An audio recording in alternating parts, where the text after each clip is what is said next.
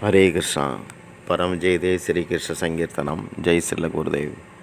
ஸ்ரீமத் பாகவதம் 10வது ஸ்கந்தம். கிருஷ்ண ஜனனம் பற்றி பார்க்கலாம். ஸ்ரீமத் பாகவதம் மன்னர்களையும் ஈர்த்தது, யோகிகளையும் ஆகர்ஷணம் பண்ணதாக பார்த்தோம். சனதன கோஸ்வாமி ஒரு முஸ்லீம் மன்னன்ட்ட மந்திரியாக இருந்தார், பிரதான மந்திரியாக இருந்தார். பாகவதம் கேட்டதும் அதுகளுக்கெல்லாம் ஒரு முற்றுப்புள்ளி வச்சுட்டு துறவியாக பிருந்தாவனத்துக்கு ஓடி வந்துட்டார். அவ்வளவு சக்தி வாய்ந்தது ஸ்ரீமத் பாகவதம். யோகிகள் தங்களுடைய காதுகளை மூடி சமாதி நிலையை அடைகிறாங்க. அதில் பிரம்மானந்தத்தில் திளைக்கிறாங்க. கோபியர்களோ திறந்த கண்களோட கிருஷ்ண நினப்பிலேயே சேத்தன சமாதியை அடைகிறாங்க. அவங்க தங்களுடைய கண்கள் காதுகளில் கூட கிருஷ்ணரை அமர்த்தி இருக்கிறாங்க. அவங்களுக்கு பார்வை எங்கெல்லாம் போகுதோ அங்கெல்லாம் கிருஷ்ண தரிசனம்தான். அது மாதிரி இருந்தாங்க. கோபியர் உத்தவர்கிட்ட திறந்த கண்களோட கிருஷ்ணரை பார்க்க தெரியாதவங்க தான் மூடிய கண்களோட உட்கார்றாங்க. நாங்கள் எப்போவுமே கிருஷ்ணரை தரிசிக்கிறோம், சிந்திக்கிறோம், தியானிக்கிறோம். மனம் சரிப்படாதவன் கண்களை மூடினாதான் சமாதி கிடைக்குங்கிறது அலைபாயும் கண்களை கொண்டவன் அவன் அப்படிங்கிறத காட்டுது. மனசை பலவந்தமாக வசப்படுத்த முயல்றது ஜட சமாதின்னு சொல்லப்படுது. அவங்களுக்கு கரணம் தப்புனா மரணம். அதனால தான் ஹடயோகம் நிந்திக்கப்படுது. ஹடயோகிக்கு கிருஷ்ண பக்தியின் உதவி இல்லாட்டி அந்த யோகம் மதிப்பற்றதாக சொல்லப்படுது.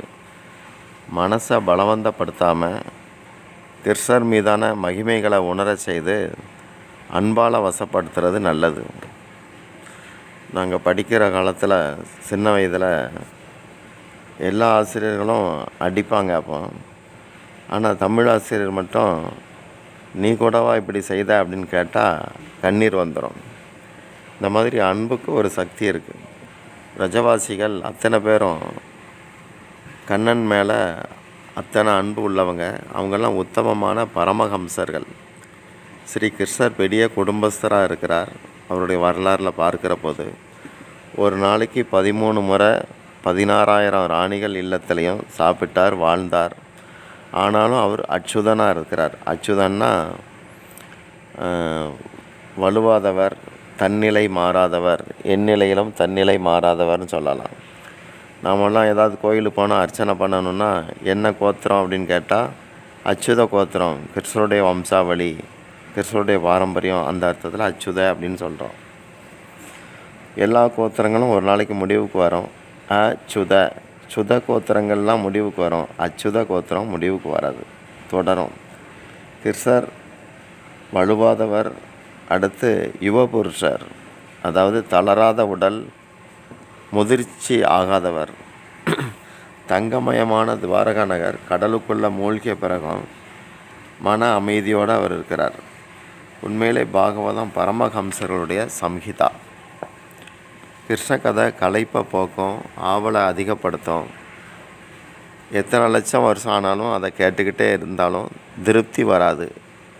இன்னும் வேணும் போல தோணும். ஒருத்தர் நிறைய அல்வா சாப்பிட்றாருன்னு வச்சுக்கலாம். இனி சாப்பிட முடியாதுங்கிற ஒரு நிலைமை வரும். அப்போ முதல்ல கொஞ்சம் திருப்தி, அதுக்கப்புறம் நிரந்தர அதிருப்தி. ஆனால் கிருஷ்ண கதா அப்படி கிடையாது. பரீட்சித் ராஜா சுகதேவர்கிட்ட பகவானுடைய லீலைகளை எனக்கு சொல்லுங்கள், இதற்காக நான் உங்களுடைய பாதங்களை திரும்ப திரும்ப வணங்கி பிரார்த்திக்கிறேன் அப்படிங்கிறார். அப்போ சுகதேவர் கேட்குறார், ராஜனே, பல நாட்களாக எதுவும் சாப்பிடாமல் கதை கேட்குறிய, முதல்ல கொஞ்சம் தண்ணீர் பருகிட்டு வாரியான்னு கேட்குறார். அதுக்கப்புறம் கதை கேட்கலான்னு. பரீட்சித்து சொன்னால், பசி தாகத்தால் துயரப்பட்ட நான் ஒரு முனிவரை அவமதித்தேன். ஆனால் உங்ககிட்ட கதை கேட்ட பிறகு அதே பசி தாகம் என்னை துன்புறுத்த முடியாமல் இருக்குது அப்படிங்கிறார். சுகதேவர் சொன்னார், கிருஷ்ணர் கதையில் உனக்கு இருக்கிற அன்பை பார்த்து எனக்கு ஆனந்தமாக இருக்குது. உன்னால் தான் எனக்கும் கிருஷ்ண கதாமிரதத்தை பருகிற லாபம் கிடச்சிருக்கு. கிருஷ்ணர் கதாங்கிறது ஒரு கங்கா மாதிரி. என்றைக்கு இந்த கங்கா வந்துச்சோ அன்னையிலேருந்து கங்கை நதியோடைய மகத்துவமே குறைஞ்சி போச்சு. ஏன்னா கங்கையில் குளிக்கிறதுனால சரீர மாசு விலகும், வினை பயன் தீரும். ஆனால் கங்கையை தேடி ஒருத்தர் போயாகணும். கிருஷ்ண கதா அப்படி இல்லை. அந்த கங்கையில் குளிக்கிறதுனால மன மாசு விலகுது. இந்த கதையை எந்த இடத்துல வேணாலும் தோன்ற செய்யலாம். பரீட்சத்துக்கு சுகதேவர் இப்படியாக நன்றி தெரிவிக்கிறார். 9வது ஸ்கந்தம் வரை இருக்கிற கதைகளை சுகதேவர் தான் பேசுகிறார். 10வது ஸ்கந்த கதையை ஸ்வயம் கிருஷ்ணர் சுகதேவர் வடிவில் பேசுகிறார். இது 10:1:14 ஒரு ஸ்லோகத்தில் வருது. வயாசகிஹி ச பகவான் பவதா சக ஒரு ஸ்லோகம் இருக்குது. ஸ்ரீ ராதாகிருஷ்ணர்கிட்ட சுகதேவர் மிகவும் பணிவோட பிரார்த்தித்து நீங்களே இந்த கதையை பேசுங்க அப்படின்னு சொல்லி வேண்டுறார். சிறந்த பக்தர்கள் மரணத்தை தள்ளி போட விரும்ப மாட்டாங்க, மரணத்தை சீர்திருத்த முயற்சிப்பாங்க. கிருஷ்ண கதா, கிருஷ்ணநாமம், கிருஷ்ண பக்தி இதுகெல்லாம் மரணத்தை சீராக்குது. பகையும் பற்றும் வாசனையாக மாறி வாழ்வை கெடுக்குது. பகவானை வணங்கினா இந்த வாசனைகள்லாம் முடிவுக்கு வரும். 10வது ஸ்கந்தம் நிரோத லீலைகளை தருது. அதாவது இறைவன்கிட்ட மனதை லைக்க செய்யுது. கிருஷ்ணரை உங்கள் இதயத்தில் வச்சுக்கங்க, கிருஷ்ணரும் தம்முடைய இதயத்தில் உங்களை வச்சுக்குவார். இப்படி 10வது ஸ்கந்தம் சொல்லுது. பூ உலகத்தில் அரக்கர்களுடைய தொல்லை பெருகுது, மக்கள் கஷ்டப்படுறாங்க, பாவம் பெருகுது. இதுக்கு மேலே பூமாதேவியால் சகிக்க முடியலை. பிரம்மாவை போய் சரணடைகிறா. பிரம்மாதி தேவர்கள் பிரம்மலோகத்திலிருந்து பார்க்கடலுக்கு வந்து புருஷ சூக்தம் பாடி பிரார்த்தனை பண்ணுறாங்க. அங்கே தோன்றிய பகவான் விஷ்ணு, நான் கூடிய சீக்கிரம் வசுதேவர் தேவகி அவங்களுக்கு பிள்ளையாக பிறப்பேன், என்னுடைய சேவைக்காக நீங்கள்லாம் முன்னாடி போங்க அப்படின்னு சொன்னார். அவர் சொன்னது தான் தாமதம். அத்தனை பேரும் பூமியில் பிறக்க போட்டி போட்டாங்க. மதுராவில் வசுதேவர் வந்து தேவிகை திருமணம் பண்ணுறார். மணமக்களின் தேர தேவிகையுடைய அண்ணன் கம்சனே ஓட்டுறான். பாபிகள் படுற துயரத்தை பகவான் சாட்சியாக இருந்து சகிச்சுக்குவார். ஆனால் பக்தர்கள் துயரப்பட்டால் பகவான் அப்படி சாட்சியாக இருக்க மாட்டார், நேரடியாக அதுக்கு வழி தேடுவார். இப்போ ஒரு அசரீரி சத்தம் கேட்குது. ஹம்சா, இவளுடைய 8வது பிள்ளை உனக்கு யமன் அப்படின்னு சொல்லிச்சு. அதை கேட்ட உடனே அவன் படக்குன்னு வாழை உருவனான். தேவிக்கு தலைமுடியை பிடிச்சி இழுத்து கொல்ல போகிறான். அப்போ வசுதேவர் அவனுக்கு நல்ல வார்த்தைகளை சொல்கிறார். பிறந்தவன்லாம் இறந்து தான்ப்பா ஆகணும், சீரியதே இது சரீரம் அப்படிம்பாங்க. சரீரம்னா அது ஒரு நாளைக்கு முடிஞ்சு போயிடும். பகையை விடு, தேவிகையை கொல்றதுனால நீ அமரன் ஆக முடியாது. மேலும் தேவகி உன்னுடைய மரணத்துக்கு காரணமானவன் அந்த சத்தம் சொல்லலை அப்படிங்கிறார். கம்சனும் யோசித்து பார்த்து இது சரிதான்னு நினச்சி வாழை உரையில் போட்டான். வசுதேவர் சொல்கிறார், தேவகிக்கு பிறக்கிற எல்லா பிள்ளைகளையும் பிறந்ததும் உங்ககிட்ட தந்துடுறேன், நீ என்ன பண்ணணுமோ பண்ணிக்க அப்படிங்கிறார். கம்சனும் சரி, பெண் கொலைங்கிற பாவத்திலேருந்து விடுபட்டேனே அப்படின்னு சொல்லி கொஞ்சம் திருப்திப்பட்டான். வசுதேவர் சுத்த சத்துவ குணத்தில் இருந்தார். அதாவது விசுத்தமான சித்தம் உடையவர். தேவகியும் ஆசை இல்லாதவா, சிறபுத்தி உள்ளவா, ஸ்திரமாக இருப்பா புத்தியில். வசுதேவரும் தேவகியும் தங்களுடைய அரண்மனைக்கு வந்தாங்க. முதல்ல ஒரு பாலகன் பிறந்தான். வசுதேவர் அந்த பிள்ளையை எடுத்துகிட்டு போய் கம்சன்கிட்ட கொடுக்க அவன் இதயம் சொல்லுது, கம்சனுடைய இதயம், இந்த குழந்தையால் எனக்கு ஒரு ஆபத்தும் இல்லை. 8வது குழந்தை தான் எனக்கு யமன். இது முதல் குழந்தை, இதை கொல்றதுனால எனக்கு லாபம் இல்லை. அதனால் அதை வசுதேவர்கிட்டே கொடுத்து இது உங்ககிட்டே வளரட்டும், 8வது பிள்ளையை என்கிட்ட கொடுத்துருங்க அப்படின்னு சொல்லி அனுப்புகிறான். நாரதர் வந்து கலகப்பிரியார். கம்சன் இவ்வளவு நல்லவனாக இருந்தால் எப்படி பாவம் பெருகாத, பாவம் பெருகினாதான் பகவான் சீக்கிரம் வருவார், இந்த பாவியும் இறக்க முடியும் அப்படின்னு யோசிக்கிறார். உண்மையிலே பகவான் யாரையும் கொல்ல வேண்டாம், அவன் செஞ்ச பாவமே அவனை கொல்லும், பயங்காட்டும். அதனால தான் பாவத்துக்கும் பயப்படணும், பகவானுக்கும் பயப்படணும். நாரதர் கம்சன்ட்ட வந்தார். கம்சா, நீ ஏன் இப்படி கபடம் இல்லாதவனாக இருக்க? தேவர்கள் எப்போவுமே உன்னை கொல்றதை பற்றி ஆலோசனை பண்ணிக்கிட்டே இருக்காங்க. வசுதேவனுடைய பிள்ளையை நீ அப்படி விட்டது சரி கிடையாது. எந்த பாலகனும் 8ன்னு சொல்லலாம். 8வது பிள்ளைன்னா நீ எப்படி கணக்கெடுப்ப அப்படின்னு சொல்லி ஒரு ஜன்னலை காட்டுறார். 8 கம்பி இருக்குது.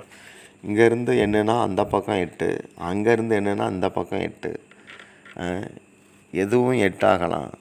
தேவ ரகசியத்தை நம்ம புரிஞ்சிக்க முடியாது, கவனமாயிரு அப்படின்னார்.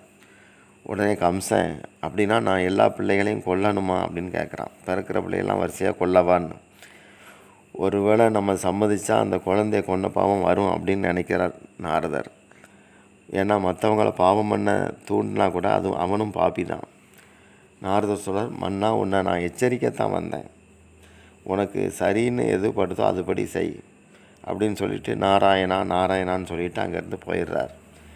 இப்போ கம்சன் பார்த்தான், வசுதேவர் தேவகியை சிறையில் போட்டு பூட்டிட்டான். குற்றம் இல்லாமலேயே அவங்க கைதியானாங்க.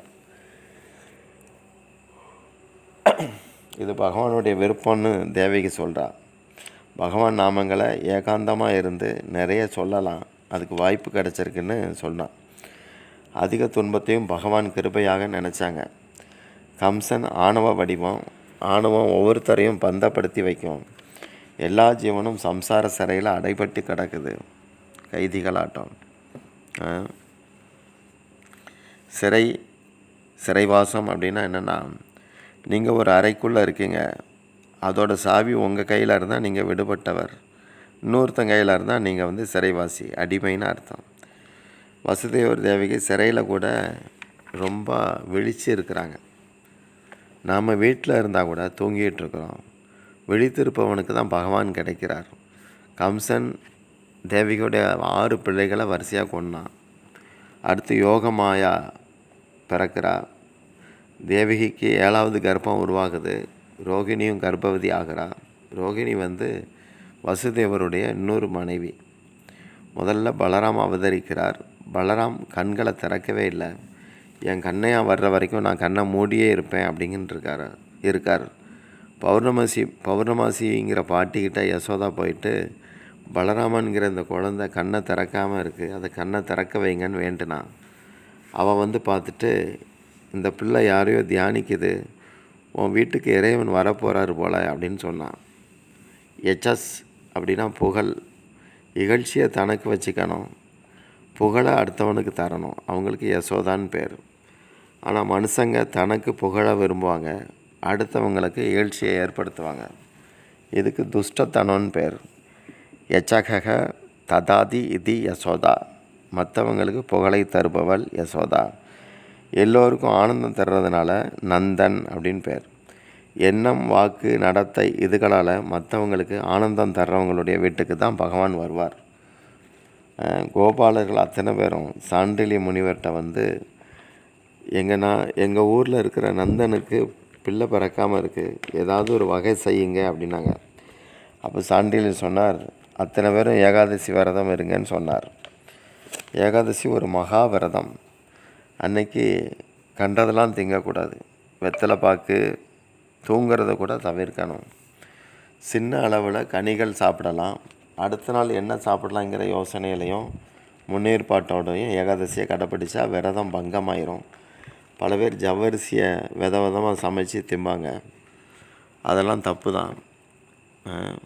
இப்போ எல்லா இடையர்களுக்கும் நந்தமாமா வீட்டில் பிள்ளை பிறந்ததும் எங்கள் விருப்பத்தால் தான் அப்படிங்கிற நினப்பு வந்துச்சு. புரட்டாசி சுக்லபட்ச ஏகாதசியிலேருந்து அத்தனை பேரும் நிர்ஜலா ஏகாதசி கடைப்பிடிச்சாங்க. சின்ன குழந்தைகளும் விரதம் இருந்தது. அதனால தான் அவங்க பிற்காலத்தில் கண்ணன் பிறந்த பிறகு எங்கள் விரதத்தால் தான் கண்ணன் பிறந்தான்னு சொல்லி கண்ணனோட விளையாட வர்றாங்க. கண்ணன் எல்லோருக்கும் சொந்தம். நந்தமகா உற்சவத்தில் பார்த்துருக்கலாம். கிராமம், இந்த பிருந்தாவனத்தில் கிராமத்தில் பூரா ஆனந்தத்தால் ஒரே ஆட்டம் பாட்டமாக இருக்குது. எல்லாருக்கும் கண்ணன் என்னுடையவன் அப்படிங்கிற நினப்பு வருது. சுகதேவர் வர்ணித்து சொல்கிறார், தேவகியுடைய 8வது கர்ப்பத்தை அவள் தரிக்கிற போது கம்சனுடைய பணியாட்களை கம்சன் எச்சரிக்கை பண்ணுறான். பணியாட்களை மாற்றி மாற்றி விடுறான். சேவகர்கள் நாங்கள்லாம் கவனமாக இருக்கோம், பிள்ளை பிறந்துச்சுன்னா செய்தி கொடுக்குறோன்னு சொல்கிறாங்க. தேவகணங்கள் தேவிகளுடைய கர்ப்பத்தில் இருக்கிற பகவானை பிரார்த்திக்கிறாங்க. பகவானே, நீங்கள் சத்திய ஸ்வரூபன், உங்கள் வார்த்தையை காப்பாற்ற வந்திருக்கீங்க. பல வித்வான்கள் நாங்கள் பார்த்துருக்குறோம், ரொம்ப உயரத்தில் இருப்பாங்க. வித்தையால் உயரத்துல இருந்து தாழ்ந்து போயிடுவாங்க திடீர்னு. ஆனால் உங்கள் நாமத்தை சொல்கிறவன் ஒருபோதும் தாழ்ந்து போனதே இல்லை.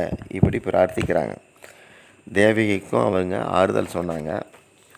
9வது மாதம் முடிய போகிற தருணம் வருது. மனம், புத்தி, பஞ்ச பிராணன் அனைத்தும் அந்த தாய்க்கு சுத்தமாக இருக்குது. சந்திரன் ரோகிணி நட்சத்திரத்துக்கு வாரான். திசைகள் தூய்மையாகுது. ஆகாயம் மாசற்றதாக இருக்குது. நதி நீர் நிர்மலமாக இருக்குது. காட்டில் பறவைகளும் வண்டுகளும் ஓங்காரம் பாடுது. காற்றில் குளிர்ந்த நறுமணம் வெளிப்படுது. சாதுக்கள் ஆனந்தமாக இருக்கிறாங்க. மிக புனிதமான சமயம் வந்து சேருது. அது ஆவணி மாதம் கிருஷ்ணபட்சம் அஷ்டமி தின நள்ளிரவு நேரம். தாமரைக்கண்ணன் சதுர்புஜத்தோட தேவகி முன்னாடி தோன்றுறார். முனிவர்களும் தேவர்களும் துந்துபி முழங்க மலர் மாறி பொழிகிறாங்க. நாலா பக்கமும் ஒளி வீசும்படி சங்கு சக்கர கதாபத்மத்தோட விஷ்ணு காட்சி கொடுத்தார்.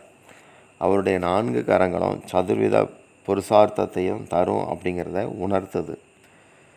சம்பத்தும் சந்ததியும் மொத்தமாக இழந்த போதும் வசுதேவரும் தேவகியும் பகவானை இழக்கலை. இப்போ பகவான் 2 சின்னஞ்சிறு கைகளை உடைய பாலகிருஷ்ணனாக தோன்றுறார். பாலகண்ணையா லால் கி ஜெய். பகவான் நேருக்கு நேராக தோன்றினா கூட தியானத்தை விடக்கூடாது. ஞான தீபம் தோன்றிய பிறகும் புலன்களின் வாசல் திறந்து கிடந்தா விஷயமாகிய காற்று உள்ளே புகுந்து தீபத்தை அணைச்சிரும். உங்கள் புலன்களை பக்தி ரசத்தில் தோய்த்து அனுப்புனீங்கன்னா விஷயரூப காற்று தொல்லை தர முடியாது. ஏகாதசினா 11 புலன்களும் பகவானை நோக்கி இணைஞ்சி செயல்படணும் அப்படிங்கிறது கருத்து. அப்போ தான் அவருடைய தரிசனம் கிடைக்கும். கீதையிலையும் அர்ஜுனனுக்கு 11வது அத்தியாயத்தில் விதவிதமான தரிசனங்கள் கிடைக்குது. பகவான் சொல்கிறார், என்னை கோகுலத்தில் நந்தபாபா வீட்டில் கொண்டு கிடத்திருங்க, அங்கே இருக்கிற பெண் குழந்தைய இங்கே தூக்கிட்டு வந்து வச்சுருங்கன்னு சொல்கிறார். அப்போ வசுதேவர் சிறைக்குள்ளே இருந்த கூடையில் ஒரு துணியை விரித்து குழந்தைய கடத்துகிறார். ஆனால் எப்படி வெளியே போகிறது? சிறை கதவுகள் மூடி இருக்குது. கை கால்கள் கூடைய தலைமையில் வச்சு கை கால்கள் கட்டப்பட்டு இருக்குது. கிருஷ்ணர் இருந்த கூடைய தலை மேலே வச்சதும் வசுதேவரை கட்டியிருந்த அத்தனை சங்கிலிகளும் அருந்து போகுது. பகவானை தன் தலை மேலே கொண்டாடுறவனுக்கு மோட்சத்தின் வாசலை திறக்கும்போது சிறை வாசல்கள் ஏமாத்துறோம். யமுனையில் வெள்ளம் கூட அடங்கி அமைதியாக போகுது. யார் பகவானை உடையவரோ அவருக்கு வாழ்க்கையில் தடைகள் கிடையாது. வசுதேவர் சிறையிலிருந்து வெளியே வரார். தாவூஜி பலராம் வெளியே வந்தார். சேஷனாக ரூபத்தை எடுத்து பாலகிருஷ்ணன் மேலே உடவிரிச்சு அப்படி காவலாக கூட்டிகிட்டு போகிறார். யமுனாவுக்கு கிருஷ்ண பலராம் தரிசனத்தால் ஆனந்தம் உண்டாகுது. கிருஷ்ணருடைய பாதங்களை தொட அவளுக்கு ஆசை. அப்போ அதுக்கு அவள் முயற்சிக்கும்போது அந்த குழந்தை கூடையிலேருந்து மெதுவாக காலை வெளியே நீட்டுது. யமுனா உடனே அந்த தாமரை பாதங்களில் ஒரு தாமரைப்பூவை சமர்ப்பிக்கிறார். இவ்வாறாக பாலகிருஷ்ணனுடைய முதல் தரிசனம் யமுனை கிடைக்குது. வசுதேவரும் கோகுலத்துக்கு வந்து சேர்றார். ஹரே கிருஷ்ணா. மீதி நாளைக்கு பார்க்கலாம்.